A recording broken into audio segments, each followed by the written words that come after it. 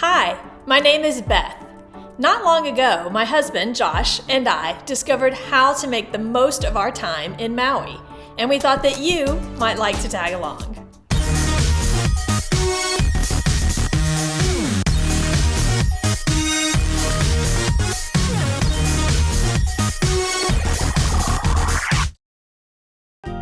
Our journey began in Los Angeles, where we left LAX on a 6-hour flight to Maui.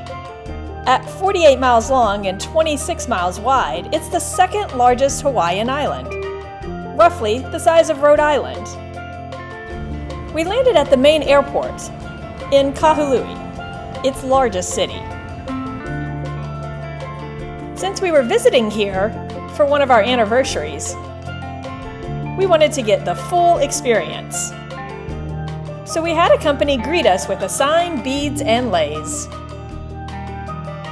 Then we picked up the rental car we reserved and drove 45 minutes southwest to the town of Lahaina, where we checked into our Verbo, a cozy little condo on the 6th floor with a beautiful ocean view. We visited before the August 2023 fire that destroyed much of Lahaina, so this area is currently undergoing restoration. West Maui, however, reopened in November of 23 to keep the economy alive, so one of the best ways to help them now is to visit.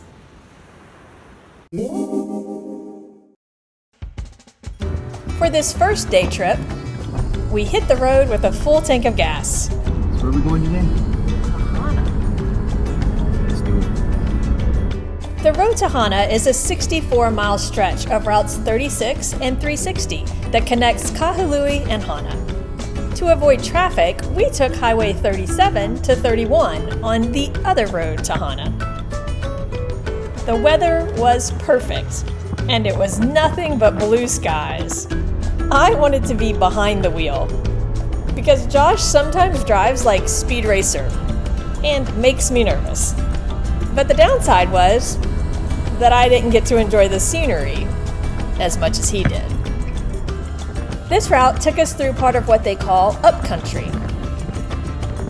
And we saw some of the Kahiki Nui wind turbines in action. The roads were nice at first, with the Pacific Ocean on our right and Haleakala, the island's dormant volcano, on our left. But later, there were spots like this, where we were glad we were in a Jeep. The view with this church certainly caught our attention. However, I had to keep my eyes on the road because it seemed to keep getting narrower. And with all the dust, we really felt like we were in the country. But then, you round the corner, and you're in the middle of a tropical paradise. Eventually, we arrived at the Kipahulu entrance to Haleakala National Park, where we had a picnic lunch and saw a reconstruction of a traditional Hawaiian meeting house, before embarking on a hike to Waimoku Falls. The Pipiwai Trail led us into a tropical rainforest, with its dense canopy of trees, high humidity, and surprises around nearly every turn. Like this banyan tree that's over 100 years old, known for its huge branches and aerial roots that sprout out from them to touch the ground so it can spread out even more. Farther down the path, the Palikea stream made a small waterfall that can be seen from this bridge, as well as this one that's closer to it. Beyond here is Haleakala's bamboo forest, towering over and surrounding us, with some stems stretching 50 feet tall. This forest is nearly half a mile in length, with more than a few rocky steps to climb before making it to the other side and opening into a jungle. This sign meant we were close. It was like the water was hiding behind the greenery, and yet plunged down from 400 feet above. Waimoku means water that cuts, and you can see how it continues to cut through this lava rock wall. This waterfall is one of the tallest and most photographed on Maui, easily worth the 2-mile trek to get here.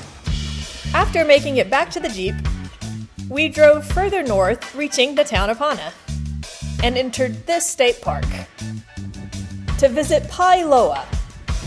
It's Black Sand Beach, made of fine sand formed by a lava flow that cooled, hardened, and was fractured by ocean waves over thousands of years. We even toured one of its 2 lava tubes. When the top of a lava flow hardens and the molten lava underneath it drains, a hollow lava tube is left behind. It's pretty wild to walk through. Walking back to the Jeep, we saw what we thought were squirrels, but were actually Asian mongooses, promising 59 stone bridges, 620 hairpin turns, and over 18 waterfalls. The road to Hana does not disappoint. The next day, we drove to Haiku for a 9 a.m. appointment. At Bike Maui, they taught us the rules of the road. We learned some bathroom etiquette from this picture on the wall. And a Jackson horned chameleon tried to hide from us. Then, it was time for us to shuttle up Haleakala to the park's summit entrance. The helmets were huge, but we appreciated their concern for our safety. So we showed them some gratitude with the shaka sign and sped down the 23-mile course at 25 miles per hour. This was one of my favorite days of the trip because I really enjoy riding bikes, especially in unique places. You know, like the side of a volcano. After returning our bikes, we took a short drive to Maui's original treetop zipline adventure, where we checked out the Camp Maui World War II Museum and rode all 7 of their zip lines, 60 feet above the ground, through giant eucalyptus trees, over lush rainforest flora, with views of the Pacific all in just 2 hours. On the way back, we stopped by Front Street to see the Lahaina Lighthouse, the first lighthouse in Hawaii. Just 9 feet tall in 1840, it now rises 39 feet and sustained damage from the August 23 fire, but is still standing. Later, we took in another romantic sunset. This one right outside the resort where we were staying.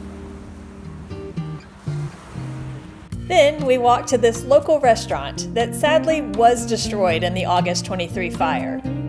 But they're planning to rebuild, so I like to think we're toasting its return. After a restful morning, we drove to Maalaea Harbor for a 3.5-hour snorkel excursion. This was our first time aboard a catamaran. And though the water was a little choppy, we really enjoyed the hour-long voyage across the deep blue water. Our destination was supposed to be Molokini Island, but wind conditions weren't favorable. So they put us in here. And though the water was clear, I didn't see anything under the sea. So I came back aboard. Josh gave it a go as well and said the water was refreshing, but he didn't see any fish either.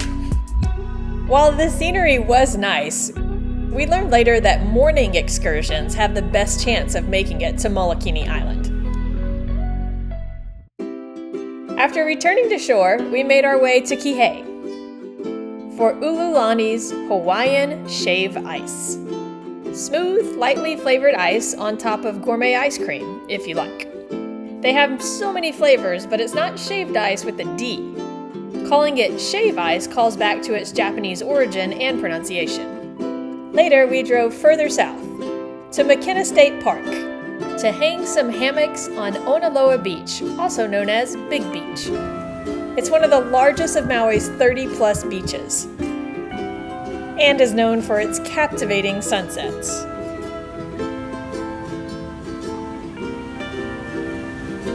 Just don't get it confused with Little Beach, known for its nude sunbathing. They're separated by a 360-foot volcanic cinder cone. But you probably shouldn't go over there, so keep your shirt on. Today, we drove to Nakalele Blowhole on Maui's northern edge. Josh couldn't wait for his turn to drive again, because he likes mountain roads and really high bluffs. This area was named Nakalele, which means the leaning, because of its nearly constant high winds. We had to be careful up here. Neither of us had ever seen anything like this before. The jagged lava rocks made us feel like we were in another world. And the warning sign was very direct. Stay clear of Blowhole. You can be sucked in and killed. It's not a water park. This 3-foot hole is in a lava shelf above an underground ocean cave that makes water spouts as high as 100 feet due to waves and tides. The heart rock here was fun for pictures, but months after we left, the ocean ripped it in half. After awakening to a cruise ship, crossing between us and the neighboring island, we relaxed in Lahaina for most of the day. Josh had some fun in the sun, and I found some plumeria blooms.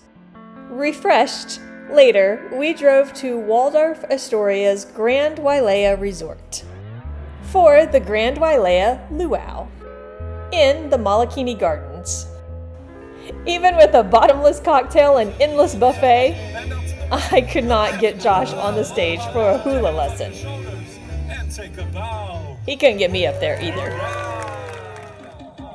But under the bright moonlight, we thoroughly enjoyed the performance, with its rich display of Hawaiian history and colorful Polynesian culture. This was the first time we'd ever seen an aerial dancer doing acrobatics above us with silks. It was both unique and impressive. And of course, no luau would be complete without a fire dance.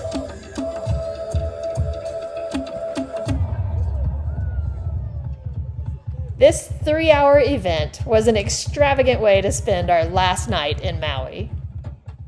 Then we ate at McDonald's the next day on our way to the airport. We had to see how Ronald did things here. And finally, we said our last alohas and flew to our next adventure. But that's another story. We hope you enjoyed traveling with us, that you'll take a minute to give this video a thumbs up, share it with your friends, and go ahead and subscribe. You won't want to miss future trips where you can tag along. For those of you who have already been to Maui, be sure to let us know how you made the most of your time in the comments section below. And for those of you who haven't been yet, let us know what most interested you from today's video, and see the links to the attraction websites in the description below for more information. Until next time, this is Beth, encouraging you to have an adventure all your own.